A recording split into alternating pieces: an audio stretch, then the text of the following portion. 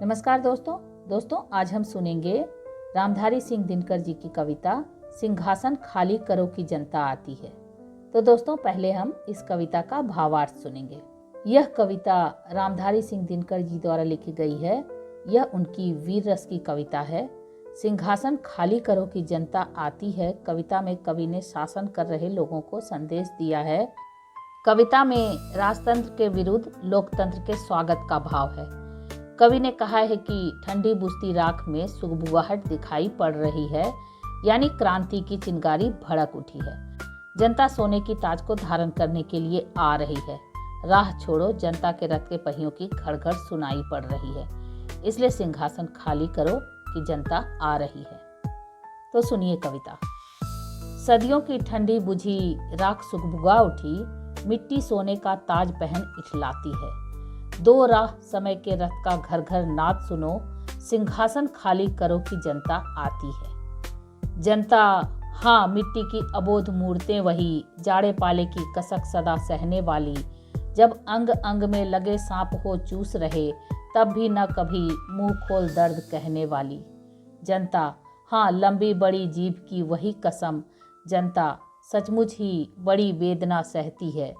सो ठीक, मगर आखिर इस पर जनमत क्या है प्रश्न गूढ़, जनता इस पर क्या कहती है। मानो जनता ही फूल जिसे एहसास नहीं, जब चाहो तभी उतार सजा लो दोनों में। अथवा कोई दूधमुही जिसे बहलाने के जंतर मंतर सीमित हों चार खिलौनों में।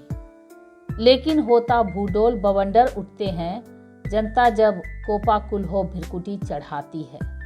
दो राह समय के रथ का घर घर नाद सुनो, सिंहासन खाली करो की जनता आती है। हुंकारों से महलों की नींव उखड़ जाती, सांसों के बल से ताज हवा में उड़ता है। जनता की रोके राह समय में ताव कहाँ, वह जिधर चाहती काल उधर ही मुड़ता है। अब 2 शताब्दियों सहस्त्राब्द का अंधकार बीता, गवाक्ष अंबर के दहके जाते हैं। यह और नहीं कोई जनता के स्वप्न अजय, चीरते तिमिर का बक्ष उमड़ते जाते हैं। सबसे विराट जनतंत्र जगत का आ पहुंचा, 33 कोटि हित सिंहासन तय करो। अभिषेक आज राजा का नहीं प्रजा का है, 33 कोटि जनता के सिर पर मुकुट धरो। आरती लिए तू किसे ढूंढता है मूरख, मंदिरों राजप्रसादों में तहखानों में। देवता कहीं सड़कों पर गिट्टी तोड़ रहे, देवता मिलेंगे खेतों में खलिहानों में। फावड़े और हल राजदंड बनने को है, धूसरता सोने से श्रृंगार सजाती है। दो राह समय के रथ का घर घर नाद सुनो, सिंहासन खाली करो की जनता आती है।